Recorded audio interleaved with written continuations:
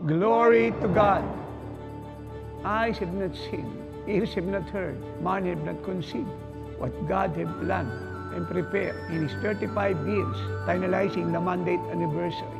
Itong kaarawan ng Diyos sa Jesus Our Shield Worldwide Ministries, siya po ang nagbibigay ng regalo. Ang lahat ng pupunta rito ay makakaranas ng isang karanasang nagiging daan upang lalo sila mapulilap sa Panginoong Kristo.